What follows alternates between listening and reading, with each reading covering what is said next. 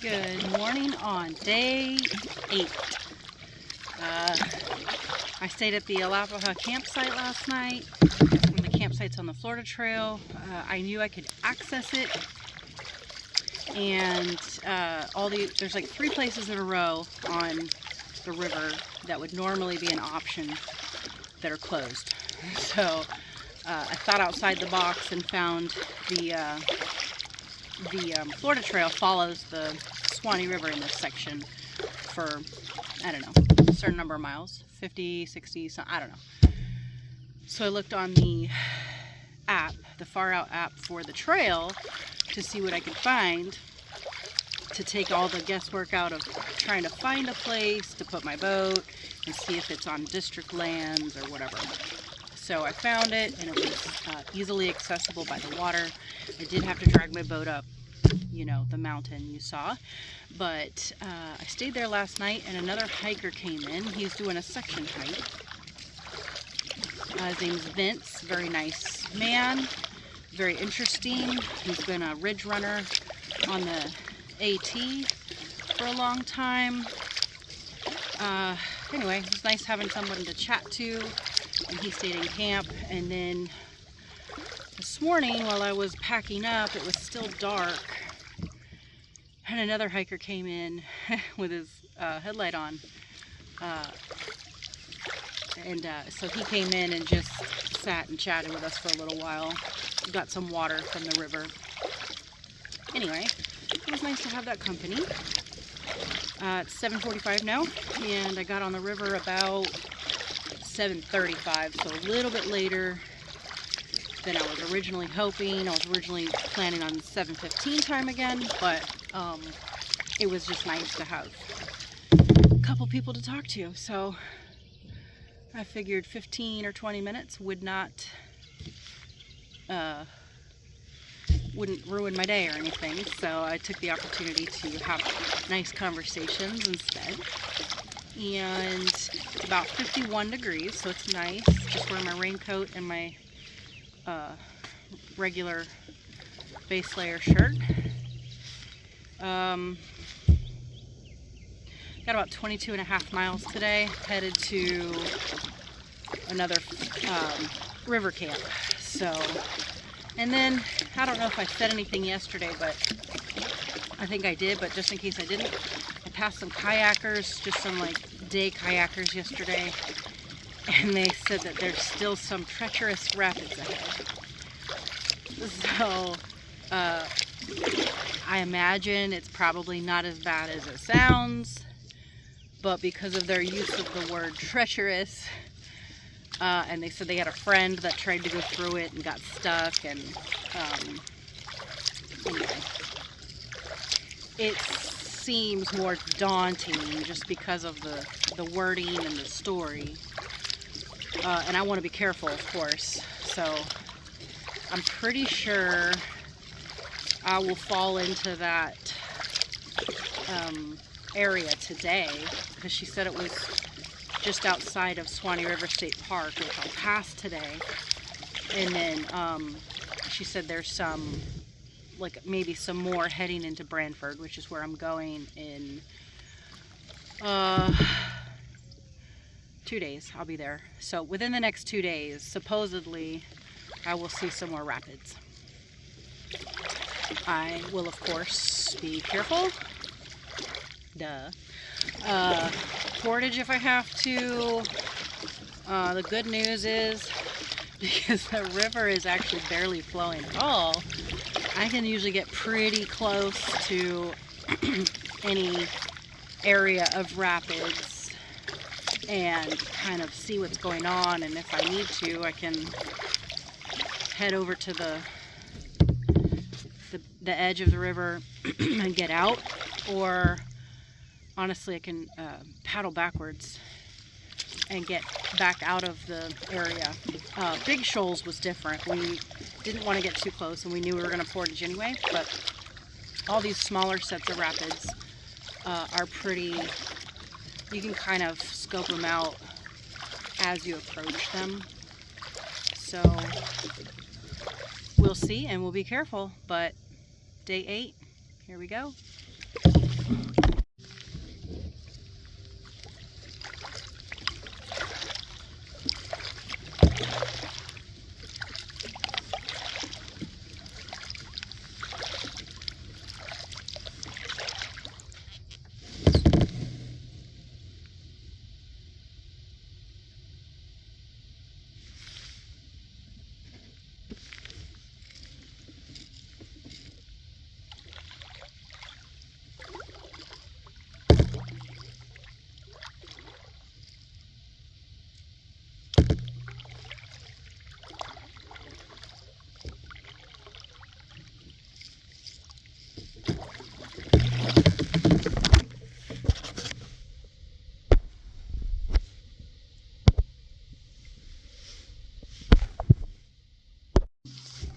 Hello. So right now I am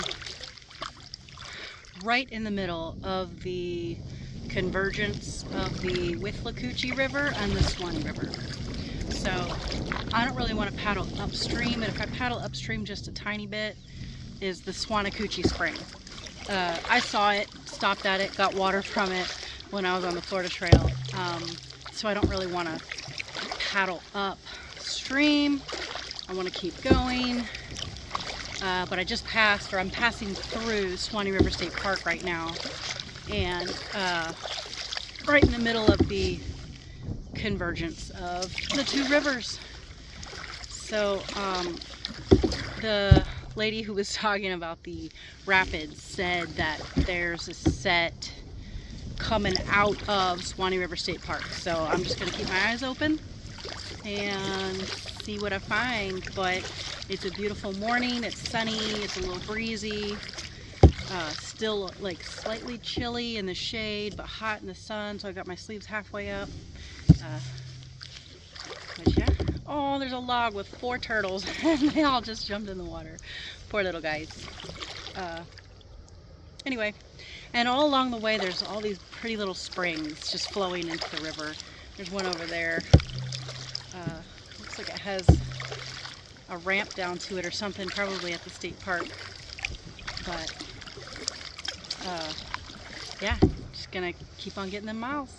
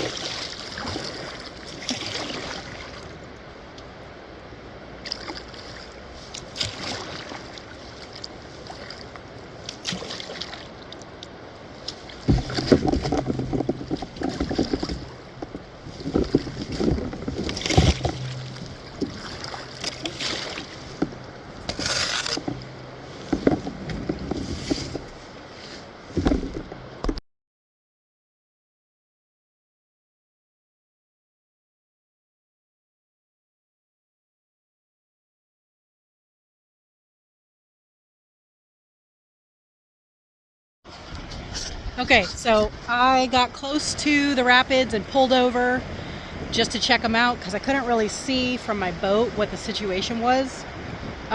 So I'm checking it out.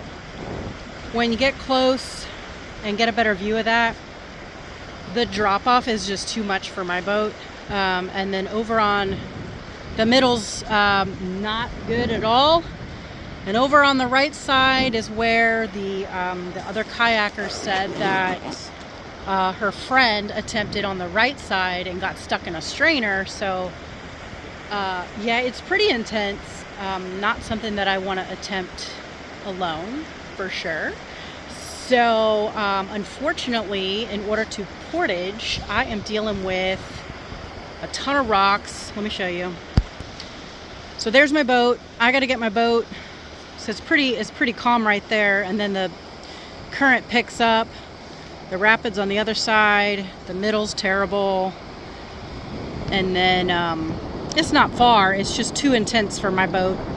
I don't want to damage my boat, and I don't want to have anything happen since I'm by myself. So I'm going to have to get my boat over these rocks.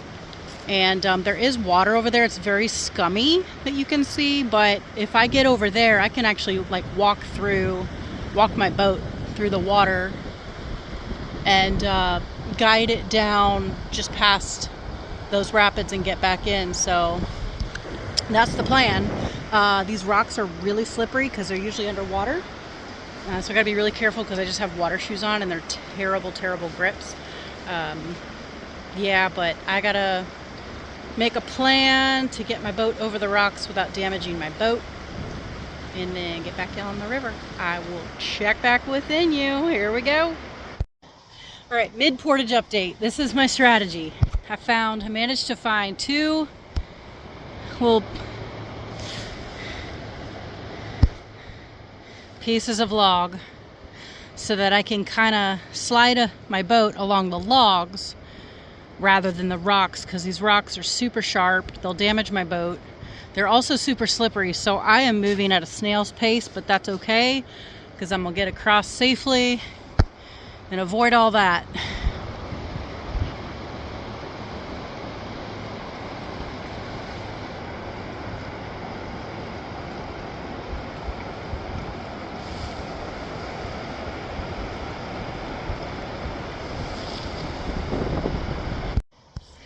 Okay, so I'm on the other side.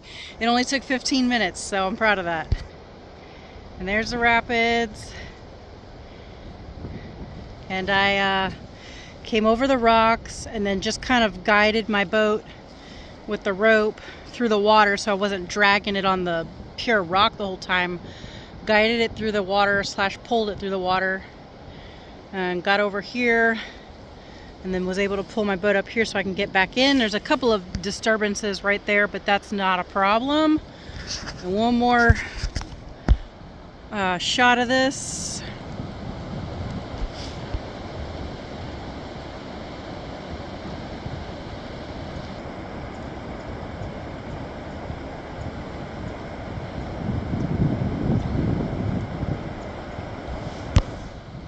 Main problem is just the limestone. It's real dangerous. So glad I'm around it.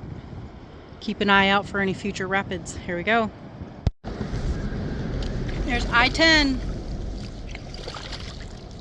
I crossed this baby 4 or 5 times on the Florida Trail. So here it is on the river. Way down upon the Suwannee River. Floating under I-10.